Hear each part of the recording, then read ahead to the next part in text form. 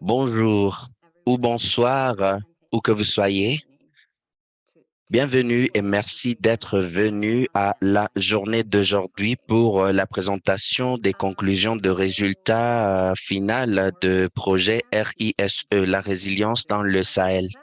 Si vous venez de vous intégrer à cette réunion, merci de vous présenter sur le chat. Dites-nous votre nom, le lieu où vous vous trouvez.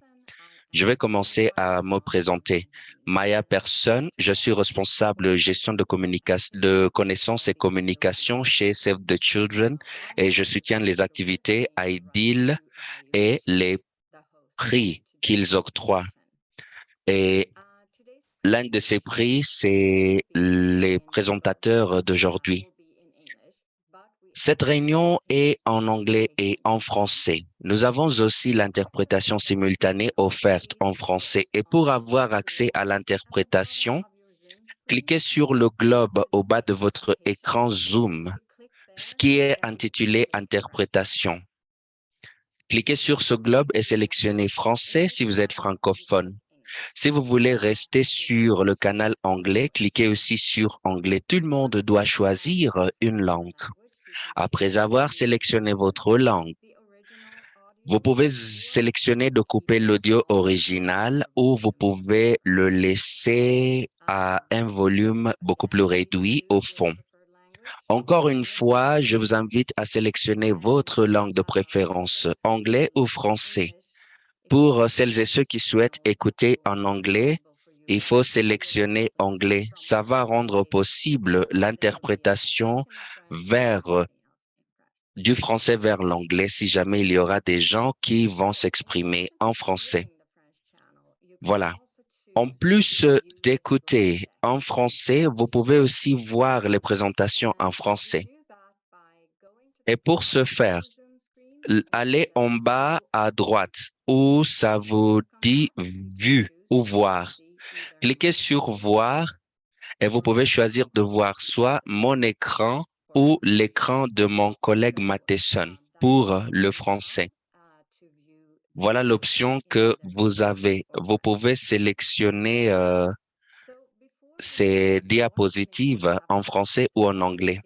Cliquez sur la barre en haut et j'ai voulu que vous puissiez voir les matériels que nous avons produits dans le projet RISE. Il se trouve dans la bibliothèque des ressources du réseau FSN. Nous partagerons le lien sur le chat pour vous donner beaucoup plus d'accès. Et je voudrais vous dire que ce projet RISE 1, qui va être le sujet de notre discussion d'aujourd'hui, était conduit dans le cadre d'un projet qui s'appelle RIEL, financé par le Centre de la résilience de l'USAID dans le département résilience et sécurité alimentaire. Mais l'activité d'évaluation RISE 2 tient cette réunion. Et un peu sur cette évaluation RISE, c'est une activité de 2 années qui vient de commencer en l'année 2024. Nous sommes financés par le Bureau régional sahélien de l'USAID, mis en œuvre par Save the Children et Tango International. C'est une subvention associée dans le cadre de l'activité idéale. Nous travaillons pour déterminer le progrès et l'impact de programmation de résilience dans le cadre du projet RISE 2 dans le Sahel. Nous voulons produire et communiquer une analyse de résilience ponctuelle pour aider à la gestion adaptative et la programmation future dans la région. En bas de cette diapositive, il y a un calendrier d'activités. On a un cycle unique des enquêtes de suivi récurrentes et puis nous allons faire une enquête finale à la fin de 2025 et au début de l'année 2026. Merci de m'avoir entendu. Avant de commencer avec notre présentation, je voudrais aussi attirer votre attention à la partie questions-réponses qui se trouve en bas de votre écran sur votre ordinateur. Je pensais que j'avais une diapositive, mais quand vous allez suivre les présentations, s'il vous plaît, merci de mettre vos questions sur la partie questions-réponses. Évitez de les mettre sur les chats pour que nous puissions les avoir à un seul milieu. Au bas de votre écran, il y a une petite boîte qui est intitulée QR, questions et réponses. Cliquez là-dessus et vous pouvez ajouter des questions quand nous écouterons les présentations. Et à la fin, nous essayerons de répondre à autant de questions que possible. Il est donc mon grand plaisir, mesdames et messieurs, de vous introduire Tim Krakenbagger, président et président de Tango International. Si je vais résumer l'expertise de Tim dans le développement international et la mesure de la résilience, on ne va pas même commencer avec notre présentation. Sans tarder, mesdames et messieurs, je vais juste passer la parole à Tim pour nous conduire à la partie suivante. J'espère que Tim est audible.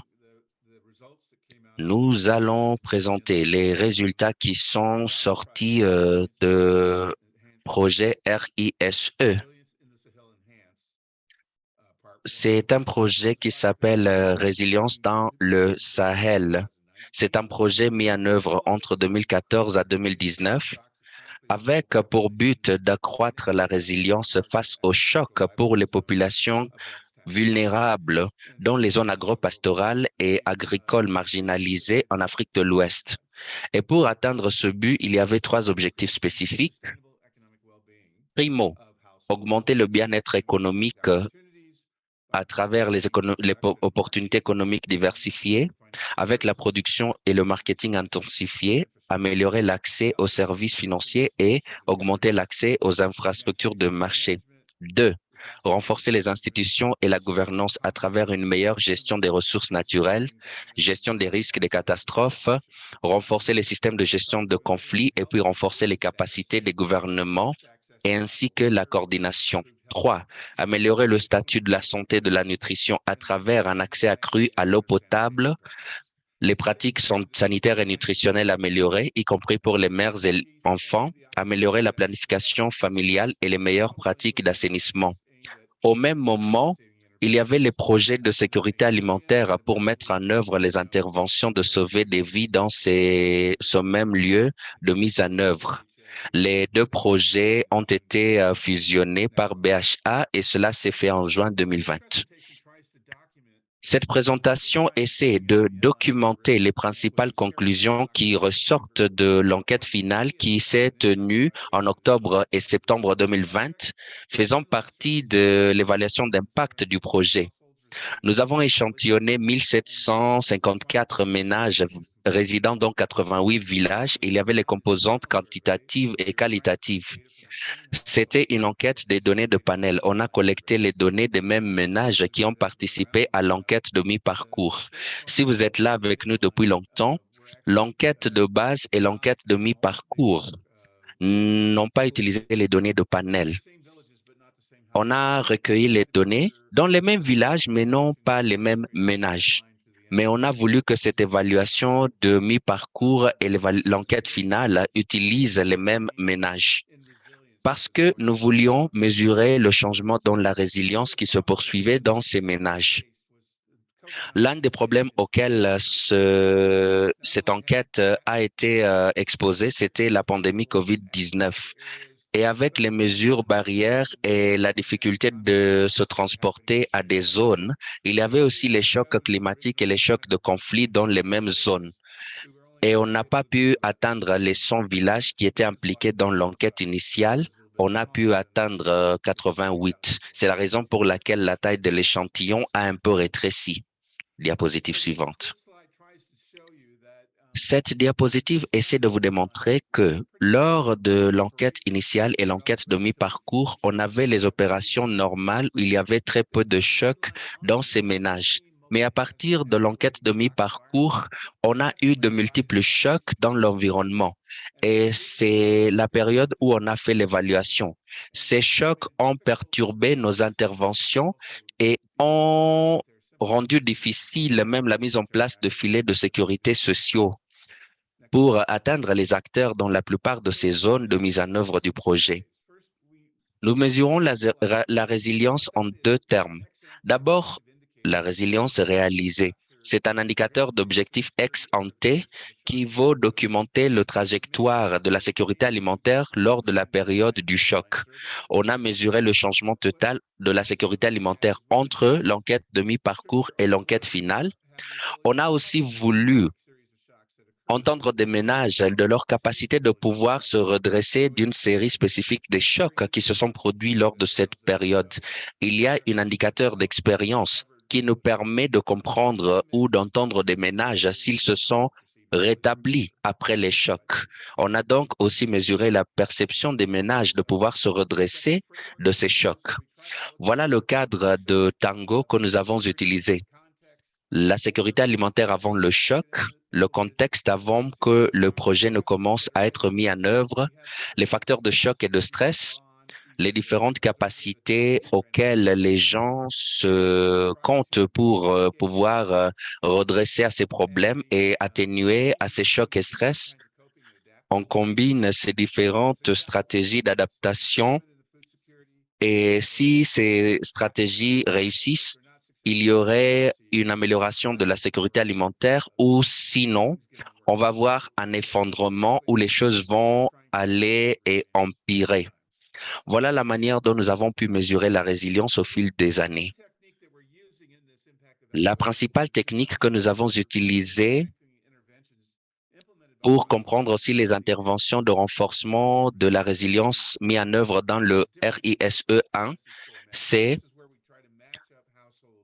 le test d'appareillement des scores PSM pour voir les différences. On mesure les ménages à différentes caractéristiques pour voir s'ils se sont améliorés par ces mesures. La période d'évaluation, c'est entre l'enquête de mi-parcours et l'enquête finale. Et on avait besoin de ces données de panel car nous avons voulu aussi mesurer la résilience réalisée, c'est-à-dire le changement dans la sécurité alimentaire face aux chocs et au stress qui se produisent dans le temps. On avait un certain nombre de questions de recherche auxquelles on essayait de voir les réponses. Quels sont les chocs que les ménages ont vécus lors de la période du projet et comment est-ce que leur exposition aux chocs et stratégies d'adaptation ont changé ou ont évolué? 2. Quels étaient les changements dans les ménages en termes de capacité de résilience? Quels étaient les changements en termes de pauvreté et autonomisation de femmes? 3. Comment les ménages étaient résilients face aux chocs qu'ils étaient exposés? Y avait-il une amélioration dans la résilience? 4. Quelles capacités spécifiques de la résilience ont aidé les ménages à mieux agir? Diapo suivante. En termes de l'évaluation d'impact, on voulait voir, est-ce que le projet RISE 1, quels sont les impacts que RISE 1 avait sur la résilience au choc dans les ménages? Quels étaient les types d'interventions qui les ont aidés à se redresser? Est-ce qu'il fallait avoir de multiples interventions pour accroître la résilience? Et quelles interventions a aidé les ménages? Quel impact est-ce que RISE a eu sur la pauvreté et l'autonomisation de femmes? Est-ce que la participation directe a aidé les interventions en termes d'impact et les résultats? La raison pour laquelle on s'intéressait à cela, c'est que la plupart des interventions du projet RISE étaient les interventions systémiques. Si vous établissiez les nouveaux services ou les nouveaux moyens d'action ou les nouveaux moyens d'accéder à des services comme les services de santé, cela a un impact sur les peuples. Et nous comprenons que les gens utilisent ces services et participent à ces services. On a voulu voir l'effet en termes de participation. Passons maintenant à nos conclusions. Ce que nous avons découvert, c'est que de l'enquête de mi-parcours jusqu'à l'enquête finale, ils étaient beaucoup plus exposés au choc.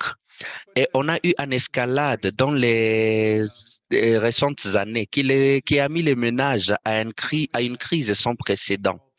On utilisait une base de données sur le climat et nous avons découvert que la plupart des ménages étaient exposés à une volatilité très accrue sur la pluviométrie, ce qui a conduit à de multiples inondations et sécheresses.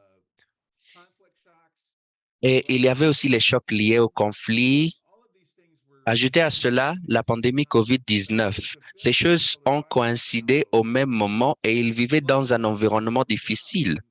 Les inondations et les sécheresses se sont produits dans les dernières années du projet. Et ce qui s'est passé encore, c'est qu'avec toute cette volatilité, à la fois dans le climat et des autres chocs liés aux violences, cela a donné lieu au déplacement. Les gens se sont déplacés, ce qui a eu un impact sur les marchés, sur la production agricole, sur les activités génératrices de revenus, sur les moyens de subsistance et la santé des populations. En avril 2020, lorsque la pandémie COVID-19 a toqué à nos portes, on a vu fermeture de frontières, restrictions de marché, restrictions de voyage, et même les partenaires de mise en œuvre avaient des difficultés de voyager. Et vous qui travailliez pour l'USAID, on a dû retourner aux États-Unis à l'époque COVID-19. Il y avait aussi une combinaison de l'insécurité civile, choc climatique et COVID-19 qui a conduit aux chocs économiques.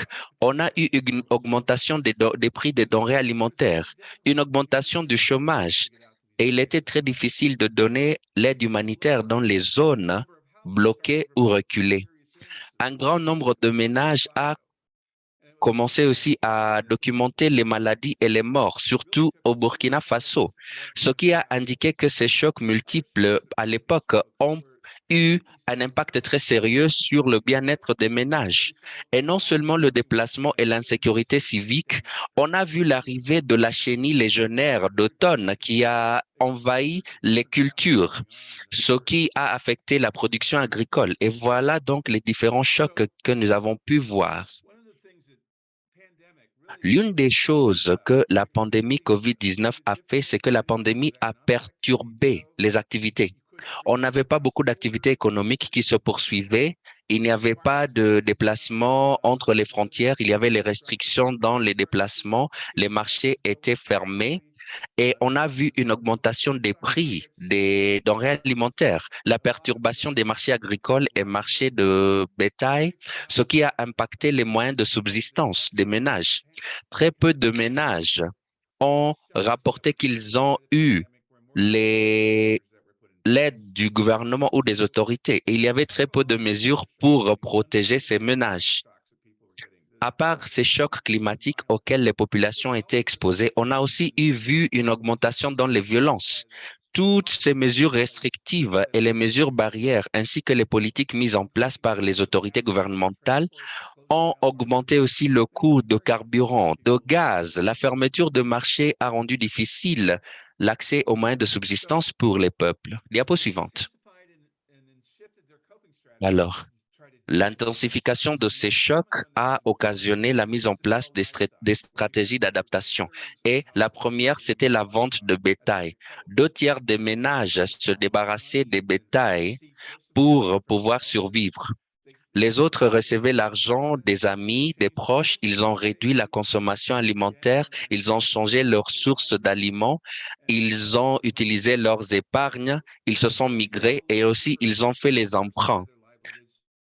Même si on a vu la diversification alimentaire, il y avait une diversification dans les activités à faible revenu. Ils ont travaillé sur les champs, ils ont produit le charbon, ils ont vendu les aliments qui venaient de la brousse et même faire les petits commerces. Ils n'avaient pas beaucoup d'argent. Ce que nous avons aussi vu, c'était des stratégies d'adaptation négatives. Les enfants sortaient d'école. Les enfants étaient obligés d'aller travailler pour l'argent. Ils vendaient des actifs productifs en empruntés venant des tiers et ils ont comprometté leur santé en réduisant la consommation alimentaire. On ne pouvait pas compter sur l'aide humanitaire parce que cela était en déclin dans la zone et on a découvert que très peu de gens avaient accès à un filet de sécurité sociale pour faire face au choc et au stress.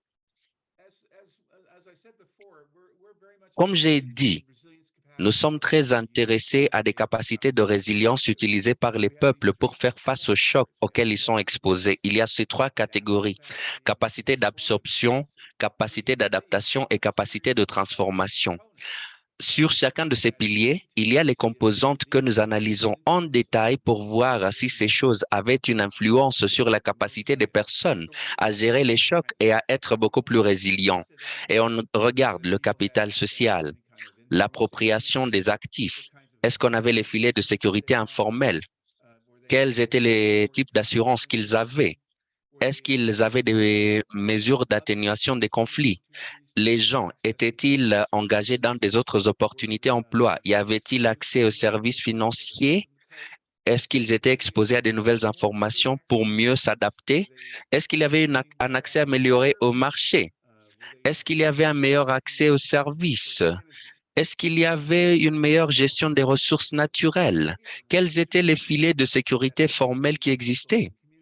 On a regardé une vaste gamme de choses pour aider les ménages et les communautés de gérer ces chocs et stress de manière efficace.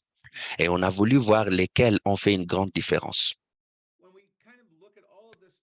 Lorsque nous regardons ces éléments, nous avons découvert qu'il n'y avait pas une grande amélioration dans les capacités de résilience du projet RISE 1 dès l'enquête initiale. Et c'est à cause de cette grande exposition au choc. On a vu un déclin dans les capacités d'absorption vu l'érosion des épargnes des ménages et leur accès à des filets de sécurité informels réduits. Il y avait un déclin dans la capacité transformative, surtout en termes d'accès au marché et des services de base. Lorsque la pandémie COVID-19 a frappé, la plupart de ces services de base ont été arrêtés. Il y avait une amélioration dans les capacités d'adaptation du fait que les gens ont diversifié à des autres activités économiques et de subsistance, mais il n'y avait pas un grand impact sur la génération de revenus. Il y avait amélioration dans le capital humain, mais ça pourrait être dû au fait que lorsque la pandémie a frappé, les ménages ont pu accommoder les personnes des milieux ruraux et il y aurait les personnes éduquées qui sont venues dans les ménages, ce qui a démontré une augmentation dans le capital humain. En termes de différences dans les zones du projet, la zone du Niger a eu une meilleure capacité de résilience de ménage que le Burkina Faso. Diapo suivante. Notre analyse n'était pas 100% négative. Ce que nous avons découvert, c'est que ceux qui avaient les capacités d'adaptation, de transformation améliorées étaient susceptibles de se redresser de ces chocs multifacettes qu'ils étaient exposés. Et ce qui était beaucoup plus significatif, le capital social de connexion, appropriation des actifs, avoir les épargnes, diversité de bétail, capital humain, exposition à l'information et l'aspiration et la confiance à s'adapter. À travers toutes les enquêtes, enquête initiale, enquête de mi-parcours, le RMS conduit en 2018-19 et l'enquête finale. Les capacités qui ont aidé les ménages à pouvoir se redresser étaient le capital social sur toutes ses formes, les sources économiques de la résilience comme les épargnes et avoir les actifs, la préparation et l'atténuation face aux catastrophes, capital humain, exposition à l'information, aspiration et la confiance à s'adapter. Ce que nous avons découvert, c'est que les gens qui ont pu maintenir ces capacités de résilience ont pu faire face au choc. Quand nous avons conduit notre modèle, surtout sur les capacités d'absorption, on voit que les taux élevés de capacité d'absorption aident les gens à avoir une meilleure sécurité alimentaire. Est-ce que cela nous dit, c'est que ces capacités font une différence et aident les gens à pouvoir faire face au choc et au stress? Diapositive suivante. Autre chose à laquelle nous nous intéressions, si vous vous rappelez aux questions de recherche, on était intéressé à voir si avoir de multiples interventions faisait une différence. Et ce que nous avons constaté, c'est que 7 sur 8 interventions, quand ils travaillaient ensemble dans une zone, quand les ménages sont exposés à de multiples interventions, ça a eu un impact positif sur les capacités d'absorption, ainsi que la détention des avoirs, le capital social, diversité de bétail et l'accès, l'accès à l'information. Investissement dans la production agricole a beaucoup affecté les capacités et ça a aidé dans les aspirations et la confiance à s'adapter. La gestion des ressources naturelles communautaires a beaucoup aidé en termes d'impact positif sur les épargnes de ménage, diversité de bétail et exposition à l'information. Les interventions du marché et développement commercial avaient un impact sur les épargnes. Les services financiers avaient un impact positif sur deux capacités: appartenance des actifs ou appropriation des actifs et les aspirations à s'adapter. Les interventions de gouvernance avaient un impact positif sur toutes les 8 capacités qui aidaient les ménages à se redresser des chocs. Donc, l'investissement dans les gouvernances a fait une très grande différence. Diapo suivante. Même si nous avons vu un déclin accru dans la sécurité alimentaire pendant cette période au Burkina Faso et au Niger, c'est face aux chocs auxquels les gens étaient exposés. On le savait dès le début et c'est la raison pour laquelle RISE ciblait ces populations. En utilisant la mesure FIAS de l'insécurité alimentaire, on a vu que 77% des ménages au début du projet, mais ça a augmenté jusqu'à 90% à la fin du projet. La prévalence de l'insécurité alimentaire sévère a aussi augmenté, c'est-à-dire les gens qui crèvent de faim pendant les journées entières. Et cela a doublé pendant la période du 26 à 49%. Et selon la mesure de résilience que nous avons, ils n'ont pas pu maintenir leur niveau de sécurité alimentaire suite à l'enquête de mi-parcours jusqu'à l'enquête finale. Mais 44% des ménages étaient résilients, tandis que les restes ne l'étaient pas. Ce que nous essayons de dire, c'est que même si les différentes capacités et interventions de la résilience qui promouvaient les capacités étaient importantes, 44% des ménages ont pu maintenir leur résilience face à tous les chocs auxquels ils étaient exposés. Quand nous regardons la perception des peuples en termes de leur capacité de redressement, cela a décliné de 13,9% à l'enquête de mi-parcours jusqu'à 5,7% à l'enquête finale. Les choses sont allées de mieux vers le pire et cela a affecté les indicateurs de résultats que nous mesurions. Ici, ça illustre, quand nous regardons la sécurité alimentaire entre l'enquête de base et l'enquête finale, cela est allé de pire en pire à la fois au Burkina Faso et au Niger. La prévalence de la pauvreté était beaucoup plus élevée au Niger qu'au Burkina Faso dès le début, mais le Niger a commencé comme une zone de haute prévalence de la pauvreté à 78% à l'enquête de base, alors qu'au Burkina Faso, c'était à 49%. Mais la prévalence de pauvreté est restée stable entre l'enquête de base et l'enquête finale au Niger, mais cela a augmenté au Burkina de 49 jusqu'à 57%. L'autonomisation de femmes, il y a des choses positives à dire en la matière. On a vu une amélioration significative d'autonomisation des femmes lors de l'enquête de mi-parcours et l'enquête finale. Les résultats sont moins clairs pour Burkina Faso avec quelques aspects d'autonomisation qui s'améliorent, surtout l'appropriation des actifs. Et les autres n'ont pas beaucoup changé. Les données qualitatives démontrent qu'il y a eu des changements dans le rôle des femmes dus à l'autonomisation économique qui les aident à mieux lever des obstacles et les barrières. On voulait aussi voir si l'engagement dans les interventions de renforcement de la résilience avait un impact sur l'évaluation. Nous avons découvert que les interventions de projet étaient décortiquées en 8 catégories. Pratiques de gestion et technologies améliorées pour la production agricole. En ce qui concerne aussi l'élevage, la gestion des ressources naturelles communautaires, le développement de marchés et de commerce, services financiers, investissement en capital humain, préparation et atténuation face aux risques de catastrophes et gouvernance. On regardait aussi les indices d'exposition et de participation à chacune des interventions. Nous reconnaissons que la nature multisectorielle et détaillée du projet RISE nous a permis d'analyser les projets conjointement et les projets indépendamment. Ce que nous avons découvert, c'est que les ménages qui étaient exposés ou qui participaient dans au moins 7 des 8 interventions étaient classés dans la programmation détaillée de résilience, communément appelée CRP. 43% des ménages qui résidaient dans la zone du projet étaient exposés à la programmation CRP et 12% ont participé directement. Les ménages burkinabés étaient beaucoup plus exposés et étaient beaucoup plus à participer dans la programmation CRP. Très peu de ménages ont compté sur l'aide humanitaire lors de la période du projet, malgré l'escalade de l'exposition au choc. Par exemple, seul un quart des ménages ont reçu une aide alimentaire pendant la période de 5 années et seulement 10% des ménages ont reçu l'assistance de l'argent liquide. L'aide humanitaire a décliné au cours de la période de vie du projet malgré l'augmentation d'exposition des chocs, partiellement à cause de la pandémie de COVID-19 et aussi à cause des conflits qui se produisaient dans ces zones.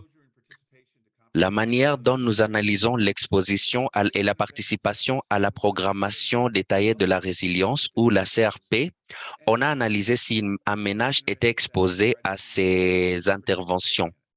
On a les 8 interventions et on a mesuré la participation des ménages. Diapo suivante. Ce que notre analyse nous dit, c'est que les ménages exposés au CRP ont été renforcés en résilience malgré l'extrémité des chocs auxquels ils étaient exposés. Cela a conduit à une augmentation, à une réduction plutôt à 9,9% dans l'insécurité alimentaire. Alors, malgré le fait que l'insécurité alimentaire est devenue beaucoup plus accrue, la participation à de multiples programmes a aidé à ce que ce déclin ne soit pas plus pire qu'il l'était. Cela a eu un impact sur les capacités d'adaptation et d'absorption, mais pas beaucoup sur les capacités de transformation à cause de la fermeture de marchés et l'accès difficile aux services. Diapo suivant. Quand nous analysons les capacités de résilience individuelles, les leviers de programmation pour améliorer les capacités étaient les suivants. La disponibilité de l'assurance face aux catastrophes, état de préparation et atténuation des catastrophes, capital social, diversité en termes d'élevage, appropriation des actifs, accès aux ressources financières, exposition à l'information, accès à l'infrastructure et accès aux filets de sécurité sociaux. La participation directe dont la CRP a bénéficié en termes d'amélioration dans la résilience et les capacités de résilience que l'exposition indirecte. Nous avons aussi découvert que l'exposition a fait une grande différence. Diapo suivante. Quand nous analysons la programmation de résilience détaillée, le groupe de traitement n'a pas beaucoup décliné en termes de changement dans l'insécurité alimentaire que le groupe de contrôle. Participer à de multiples interventions comme celle-ci, ce qui était promu dans le projet RISE 1, a fait une grande différence. Diapositive suivante. Quand nous regardons les choses comme sécheresse et inondation, la participation à la programmation CRP a fait une grande différence. La ligne rouge, c'est sur la sécheresse. Ce sont les interventions CRP et la ligne en violet, ce sont les ménages avec les interventions CRP. Ça fait une grande différence à ces chocs climatiques quand vous avez de multiples interventions. Diapositive suivante. L'impact de l'exposition à ces programmations de résilience était beaucoup plus fort au Burkina Faso qu'au Niger. On a vu l'impact de CRP sur les capacités d'absorption était beaucoup plus fort au Niger et l'impact sur les capacités de transformation était beaucoup plus fort au Burkina Faso.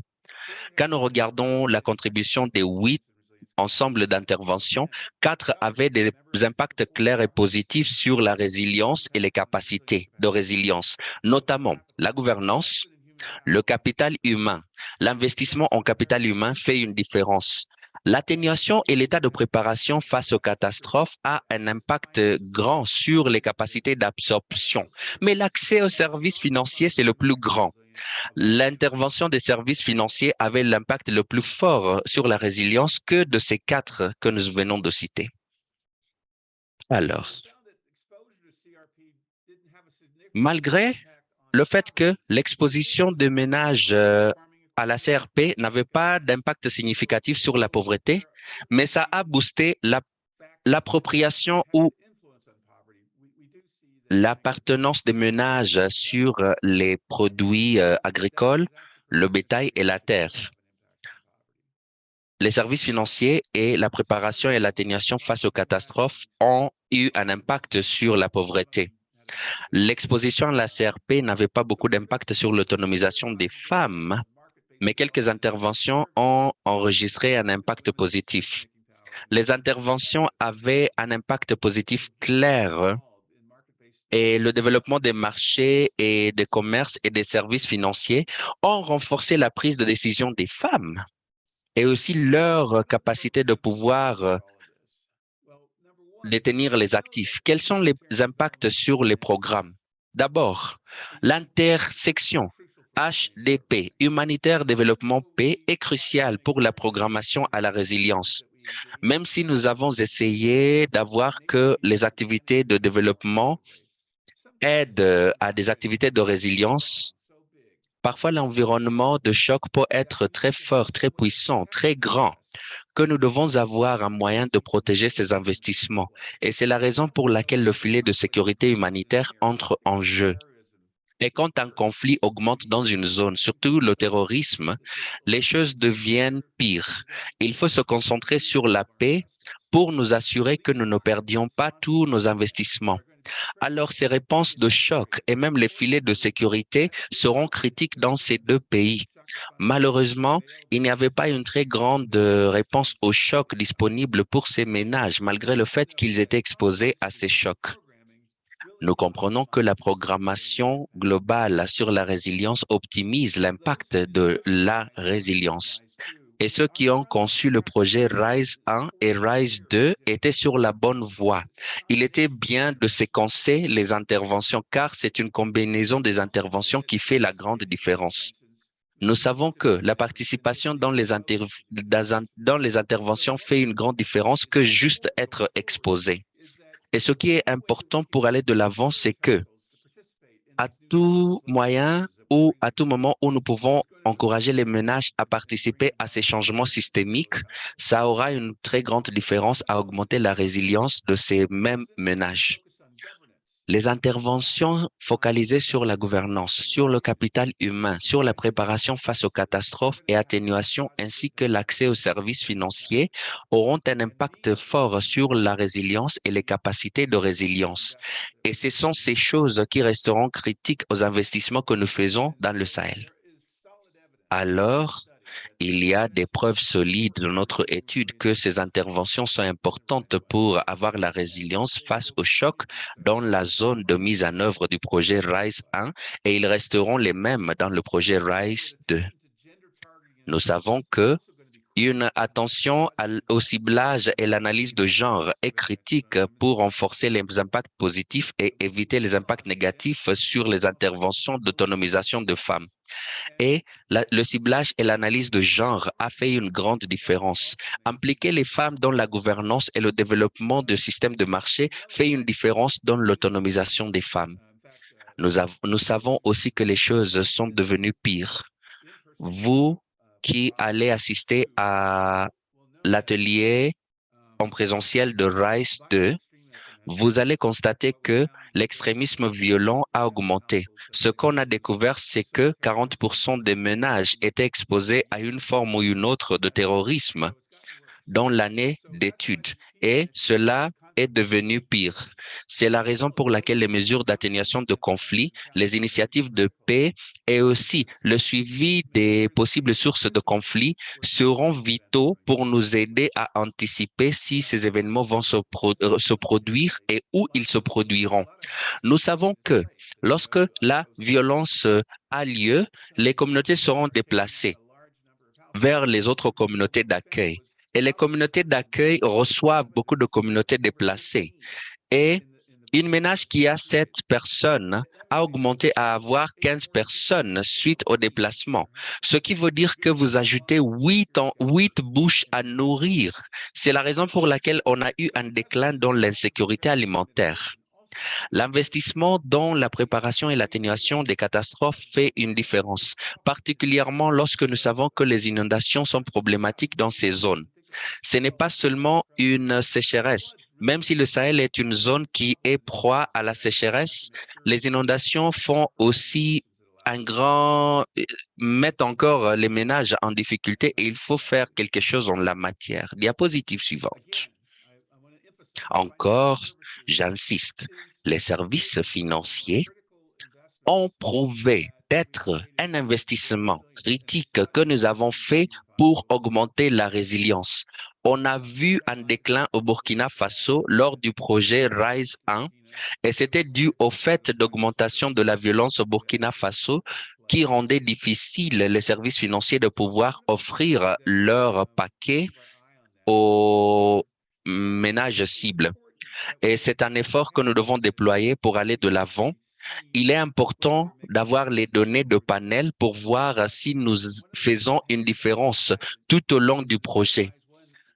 L'une des faiblesses que nous avons eues dans le projet RISE One pendant l'enquête finale, ce n'était pas une étude suivant les données de panel, mais pour aller de l'avant, RISE 2 incorpore les données de panel dès l'enquête initiale, l'enquête de mi-parcours et l'enquête finale. Et on aura beaucoup plus de temps à analyser ces données. Vous voilà, mesdames et messieurs, j'arrive à la fin de ma présentation. Je vous remercie de votre attention.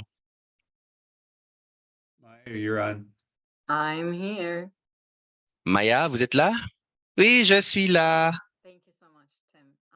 Merci beaucoup, Timothée. Je vais maintenant arrêter ma présentation et nous passons à la phase questions-réponses. Si vous ne l'avez pas encore fait, merci de nous écrire sur la partie questions-réponses. Je suis maintenant avec Douglas Brown et Mark Langworthy, qui sont les chercheurs de l'équipe Tango International qui sont prêts à répondre à vos questions. N'hésitez pas à lever votre main et poser votre question en parlant directement. Vous pouvez activer votre microphone et nous poser vos questions en français et en anglais, comme vous voulez. À vous donc, Douglas. Merci beaucoup. Nous avons une question et nous allons répondre à cette question. Il y a Brittany qui demande, pouvez-vous partager une intervention qui a augmenté l'autonomisation des femmes? Je dois retourner et voir. Douglas, est-ce que vous vous rappelez si on a fait une telle analyse par le passé? Je ne me souviens pas. Bon, je ne me rappelle pas des interventions spécifiques par cœur. Je dois retourner et regarder les données à nouveau. Je vais vous revenir en la question Brittany si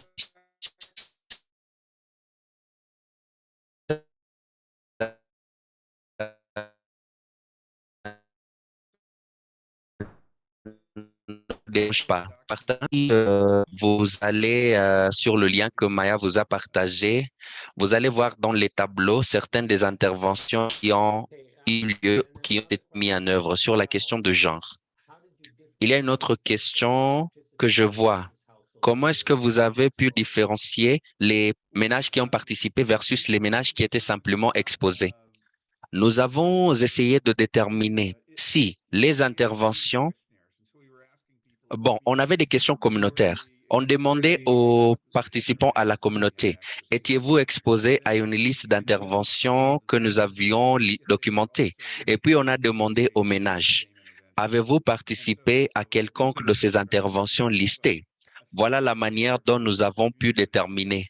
Vous pouvez avoir une intervention systémique au niveau de la communauté, mais ce n'est pas tout le monde dans la communauté qui a participé. C'est comme ça que nous avons obtenu la différence. Modou, vous avez la main levée, allez-y. Merci Tim et Douglas, une très bonne présentation.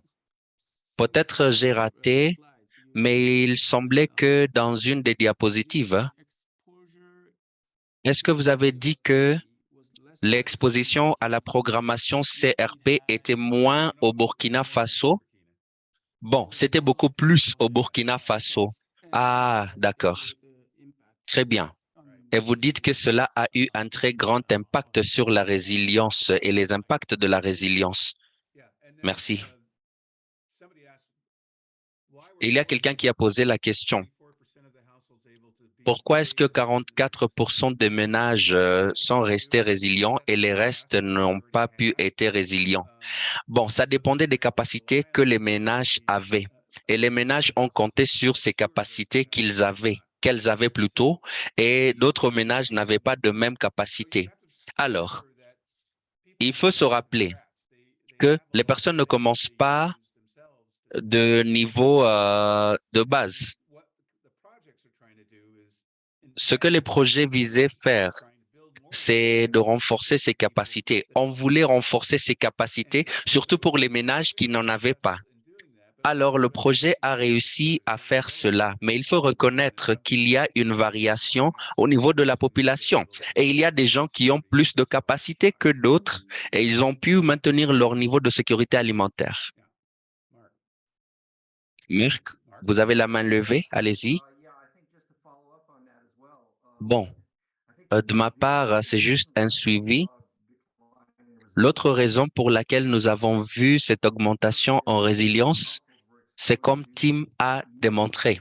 Lors de cette période, beaucoup de ménages étaient exposés à de multiples types de chocs et ces effets cumulatifs des chocs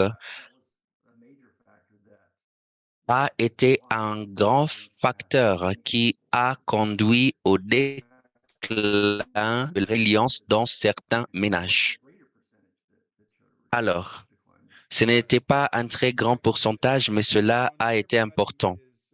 Bon, il faut aussi se rappeler, mesdames et messieurs, lorsque ces déplacements des communautés se passent dus au terrorisme ou dus à la restriction ou la fermeture de marchés ou manque d'opportunités économiques et les gens ne pouvaient plus voyager comme avant, ce sont ces ménages qui ont été plus impactés de manière négative.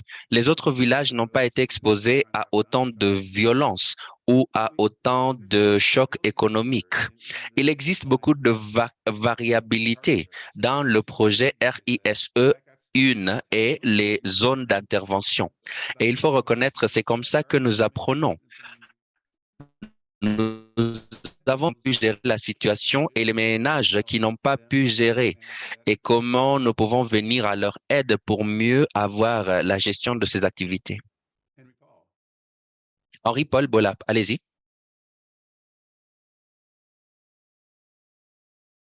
Votre micro n'est pas allumé.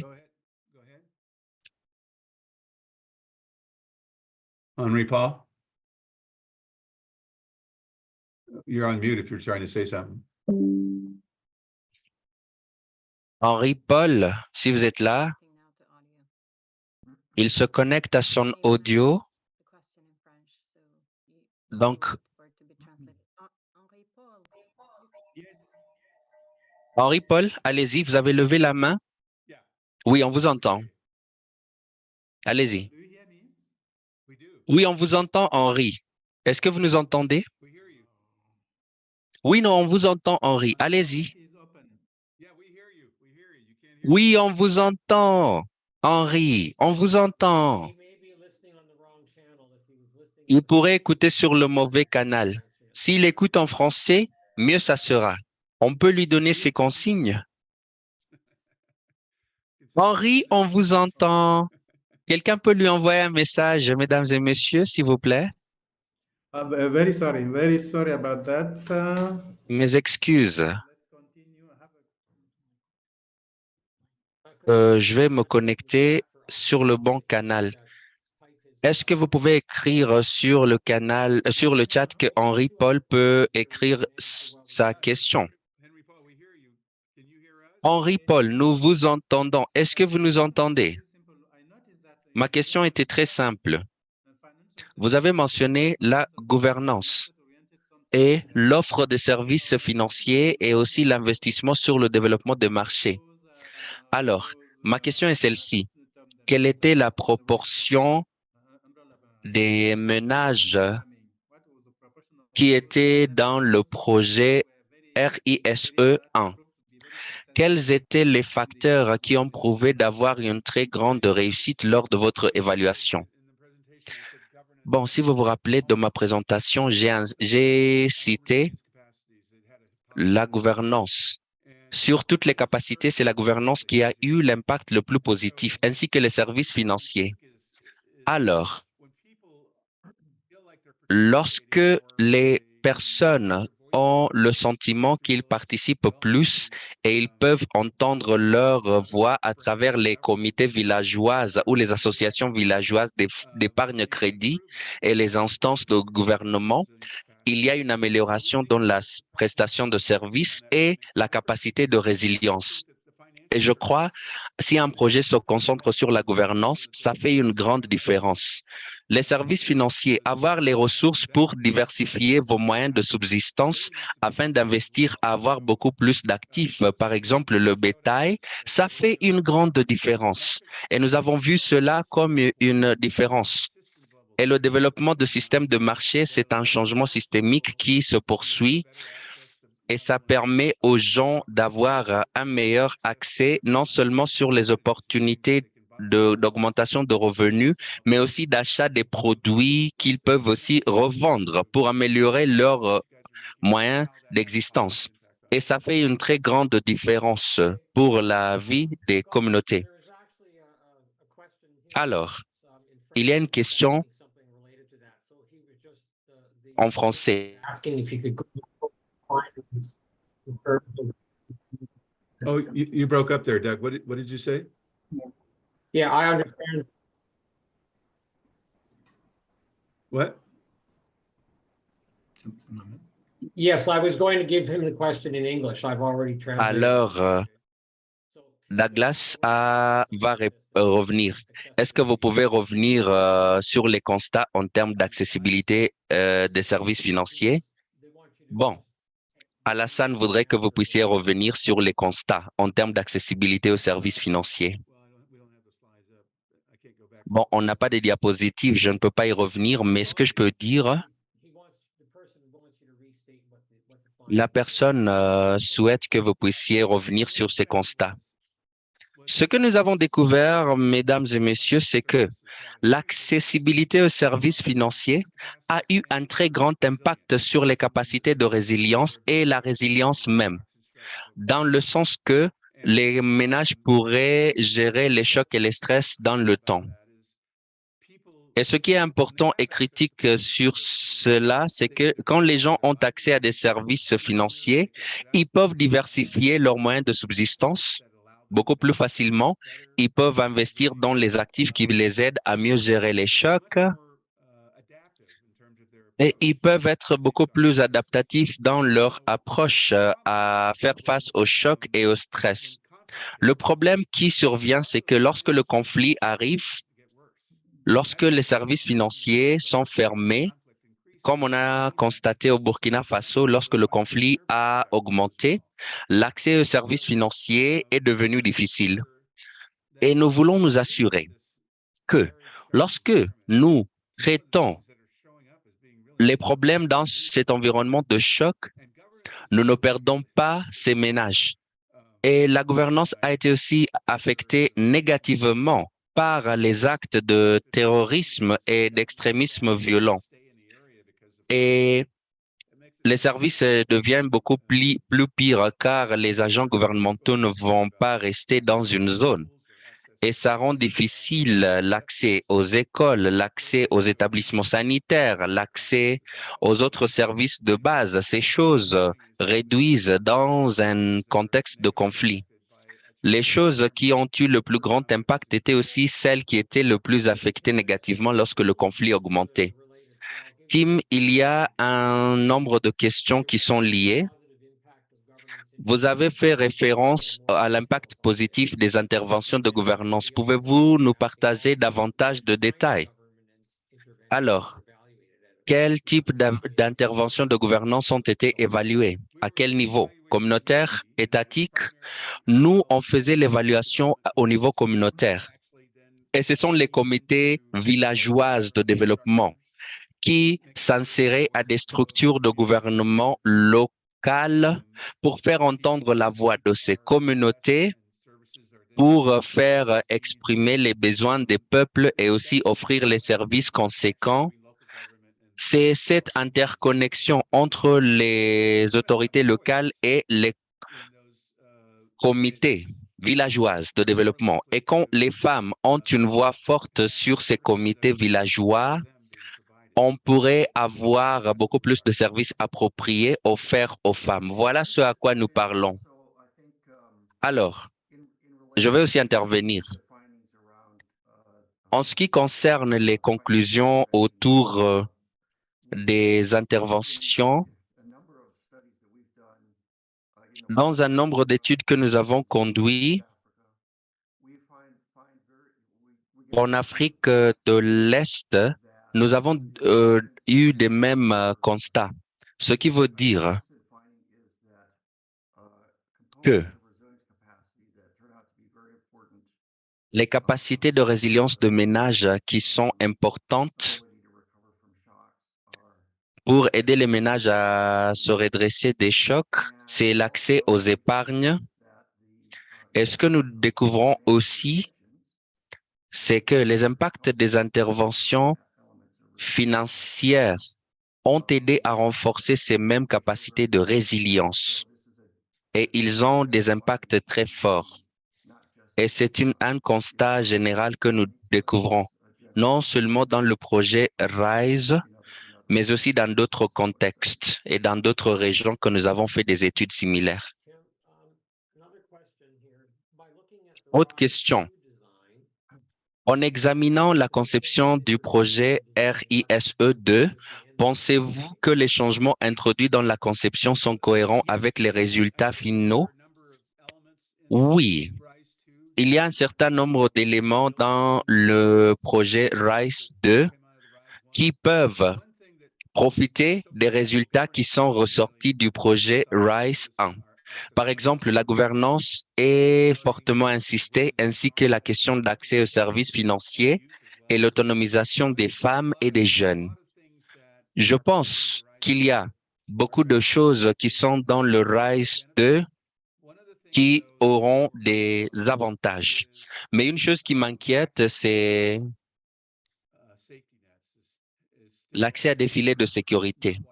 L'accès à des filets de sécurité n'est pas aussi répandu dans les constatations de RISE-2. Ça m'inquiète un peu lorsque l'environnement de choc devient beaucoup plus pire dans ces deux pays. La question de filet de sécurité n'est plus en jeu.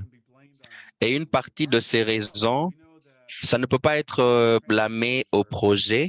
Nous savons que les transferts en espèces sont perçus négativement par ces deux gouvernements car ils croient que l'argent pourrait être transféré aux groupes terroristes.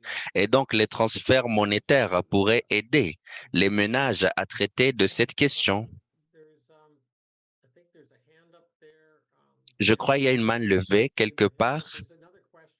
Ibrahim, mais avant que Ibrahim n'intervienne, il y a une question. Est-ce que l'impact de la santé sur la résilience des ménages a été mesuré, a été évalué? Oui, on l'a fait. Et la plupart de ces impacts étaient liés à la malnutrition, surtout sur la santé. Il y a beaucoup de choses qui se produisent. Quand les régimes alimentaires sont devenus réduits, la malnutrition a augmenté, l'accès aux cliniques a aussi été difficile parce que les gens n'avaient pas accès aux médicaments, par exemple. Toutes ces questions avaient un impact. Mais je ne dis pas que ces choses ne sont pas importantes.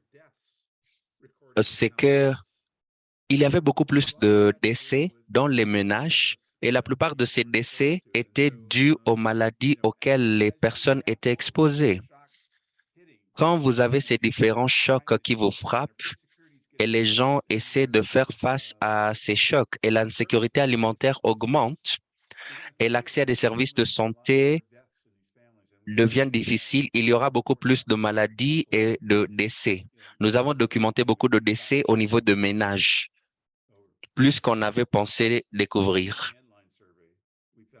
Et même dans l'enquête finale, il y avait beaucoup de ménages qui ont connu des décès au niveau de la famille.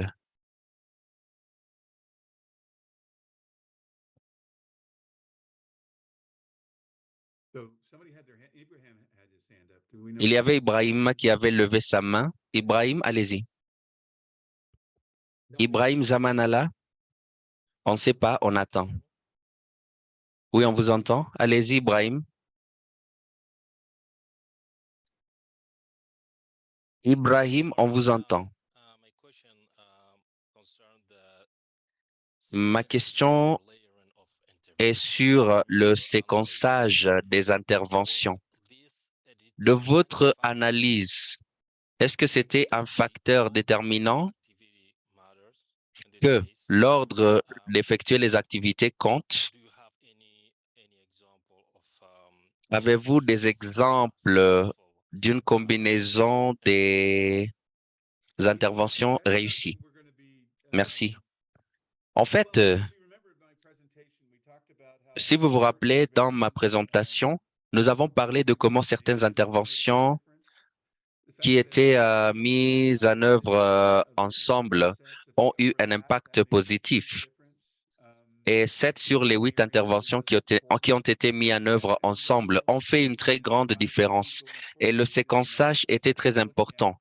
Dans le RICE 2, dans notre analyse, nous allons avoir une question. Est-ce qu'une combinaison de certaines interventions ont un impact beaucoup plus élargi que d'autres? Ça va faire partie de notre analyse. Alors, dans l'atelier à venir, nous voulons répondre à cette question. Tim, il y a une question sur le chat. Mais la première question sur le chat était: comprendre la nature et le type de services financiers contribue à la capacité de résilience. Est-ce que nous nous référons à des AVEC, à des AVEC, de BHA quand nous parlons de services financiers, ou bien est-ce que nous incluons les mécanismes de transfert monétaire et les niveaux de dette au niveau de ces communautés sont des variables critiques pour mesurer la pauvreté? Alors, préciser les types de services financiers est une bonne chose pour avoir une meilleure compréhension. Je suis d'accord. Doug, vous allez savoir mieux que moi quel type de services financiers avons-nous. Le fichier Excel explique beaucoup plus en détail en termes de type d'institutions financières les gens s'engagent. Et on aura beaucoup plus de détails dans le rapport que dans cette présentation.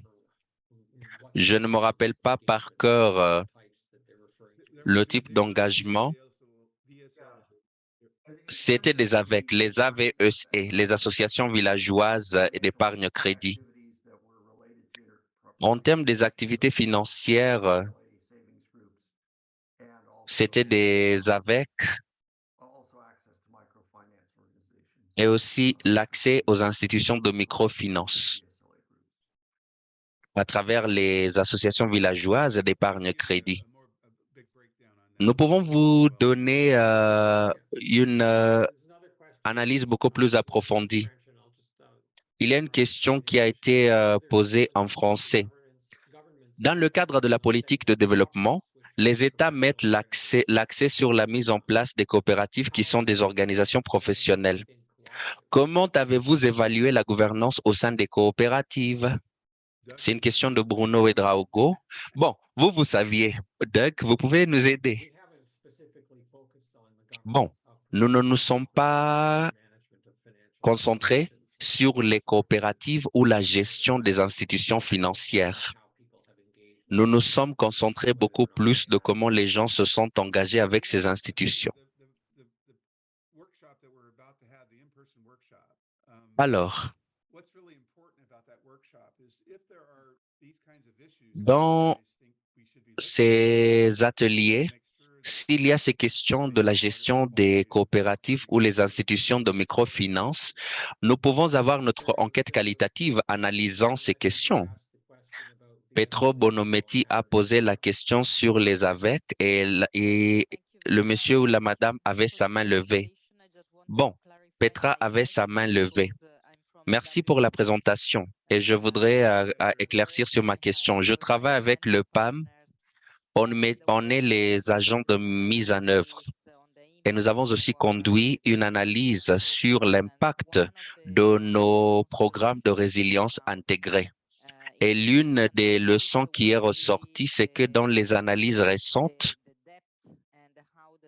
c'est la question de la dette et comment la dette est une barrière pour le redressement des ménages.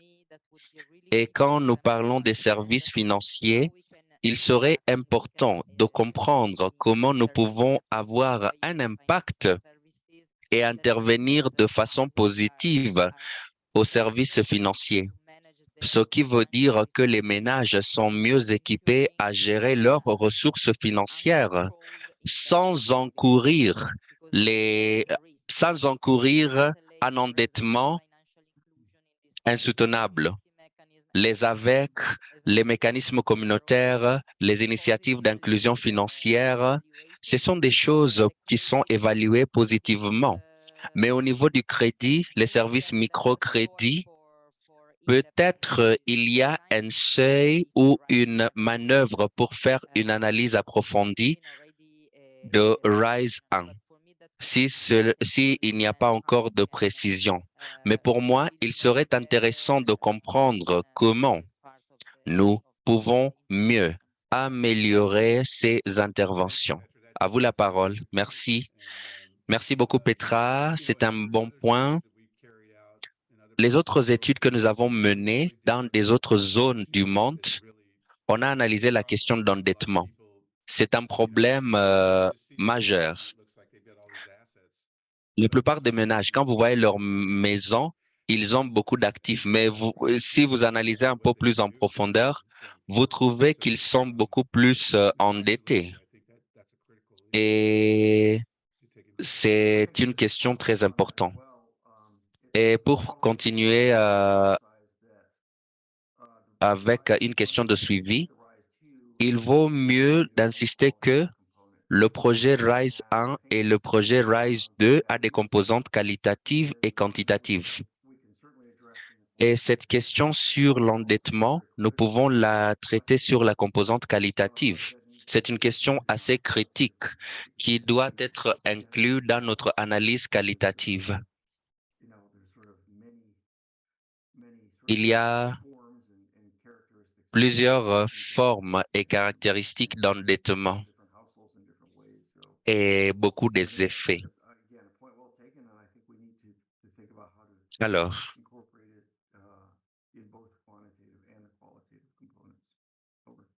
on va les inclure dans nos recherches qualitatives et quantitatives. Oui, Douglas, je regarde le tableau 5 dans le rapport quantitatif et l'un des chocs qui est là, c'est le remboursement des dettes. 26,5% des ménages au Niger avaient l'endettement comme l'un des chocs critiques et c'est moins prononcé au Burkina Faso. Et l'un des chocs qui affecte les ménages, c'est le remboursement des dettes. Et sur les stratégies d'adaptation, il y a les différentes sources d'emprunt et les gens s'engagent à ces différentes formes d'emprunt. Et nous avons donc beaucoup plus d'informations sur la nature d'endettement auxquelles sont exposés les ménages. Et comme vous avez dit, dans les stratégies d'adaptation, quand vous allez chercher l'argent à des tiers, les gens seront beaucoup plus endettés.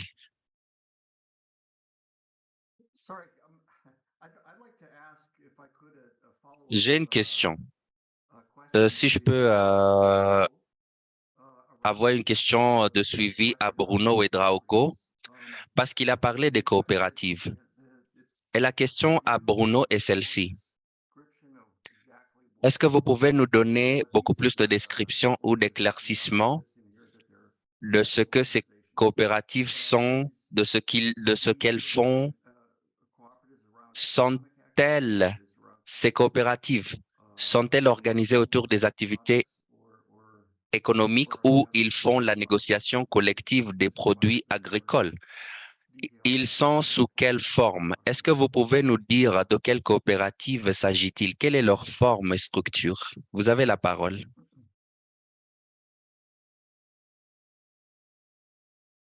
That was a question for Bruno Ouedraogo, and I think he's in the French channel. So On Eric, a if you posé could la question à Bruno, remark, and then if Bruno could answer in French and et si Bruno peut répondre en français, ça va être mieux. Activez le micro. Allez-y. Voilà, donc je disais, moi c'est Bruno Ouedraogo, je travaille pour le projet USAID Degré.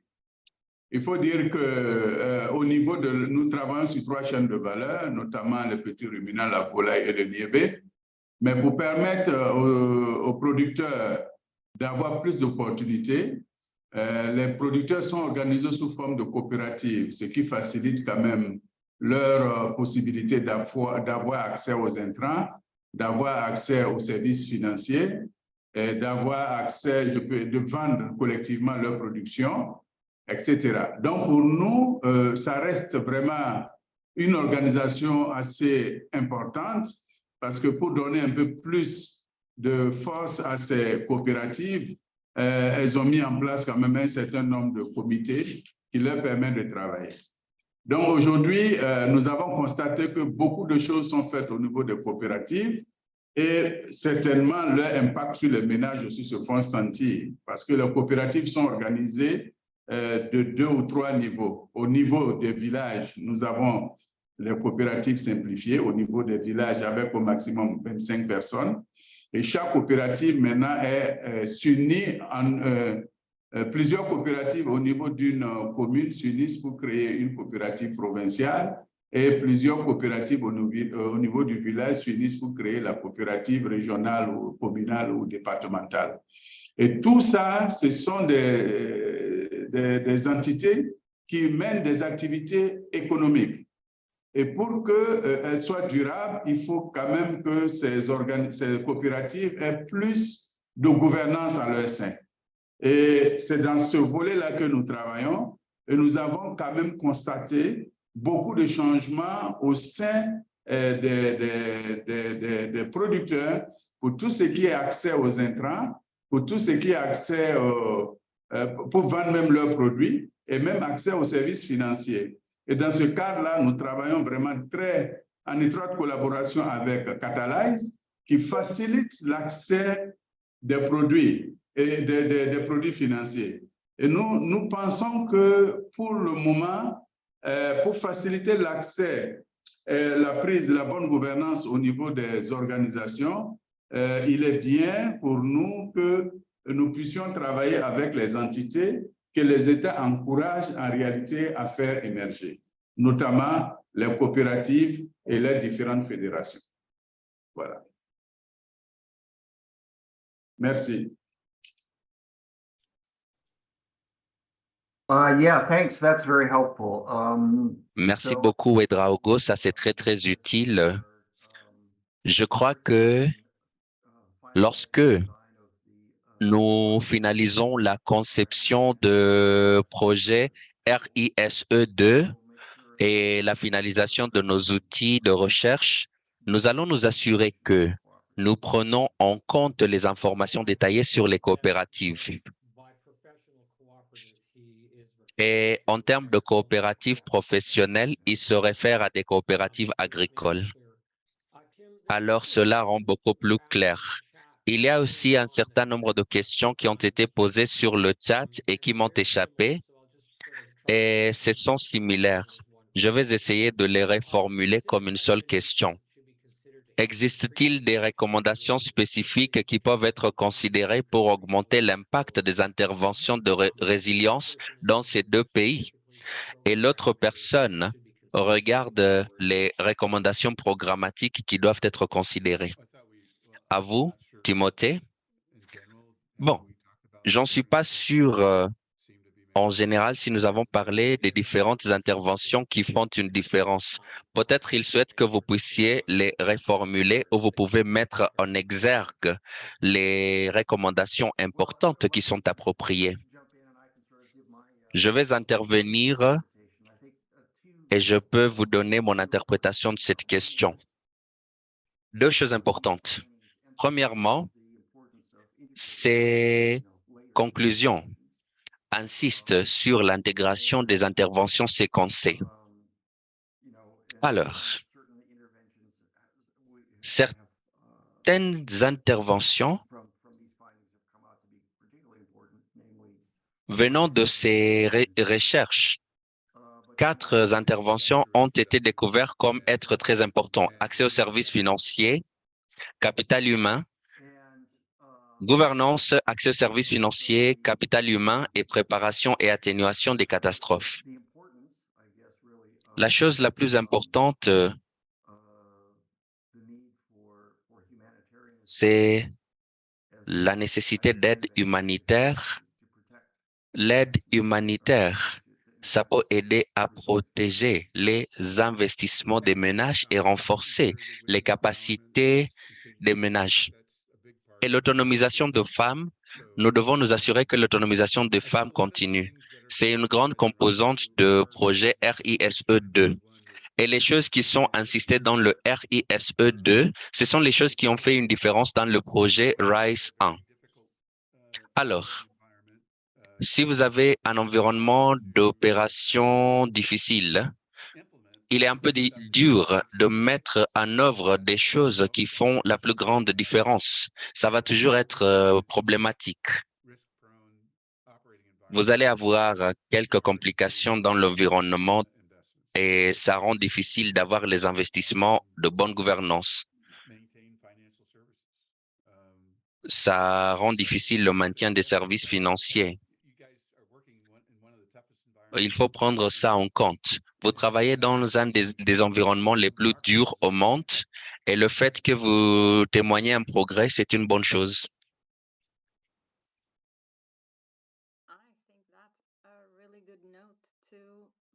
C'est une très bonne note, mesdames et messieurs, pour conclure notre session d'aujourd'hui. Merci beaucoup, Tim Douglas et Marc Langworthy. Matheson, si vous pouvez activer la dernière diapositive sur les prochaines étapes, ça serait idéal. Alors, avant de vous dire au revoir, de vous parler des prochaines étapes. La semaine prochaine, je serai très contente de voir certains parmi vous. Je reconnais vos noms dans la liste. Certains d'entre vous, vous serez à Dakar pour l'atelier de lancement. Ça, c'est la prochaine étape. Nous allons discuter des résultats d'analyse beaucoup plus en profondeur. Nous allons aussi vous parler de l'enquête RISE 2 et on va aussi vous parler des efforts de collecte de données. En juin, nous allons collecter les données pour la première série RMS et pour le reste de l'année jusqu'en 2025, on va faire la deuxième et troisième série de RMS. En septembre 2025, les dates restent à confirmer, mais en septembre 2025, l'année prochaine, nous allons avoir un autre atelier en présentiel pour discuter et examiner les constats RMS et ça va influencer l'enquête finale. Et puis, l'enquête finale aura lieu décembre 2025, janvier 2026. Et ça, c'est pour vous assurer que la collecte de données se fait au même moment de l'année que l'enquête de base. Et en avril 2026, on va vous présenter le rapport final. Voilà quelques prochaines étapes pour IDEAL. Et avant de vous dire au revoir, je vous demande de remplir un fichier sur ce webinaire. C'est juste 2-3 questions, mais ça prendra moins de 2 minutes pour juste remplir le sondage sur ce webinaire. Nous vous enverrons le lien de l'enregistrement cette présentation le lien à toutes nos ressources liées au projet RISE à travers un courriel vers vous tous après cette session. C'est tout. Y a-t-il des derniers mots? Tim? Merci d'avoir pris le temps de nous écouter et au plaisir de vous retrouver dans l'avenir. Merci beaucoup de nous avoir donné le temps de venir assister à cette rencontre. Au revoir. Thanks, everyone. Bonne journée. Bye. Merci. Au revoir.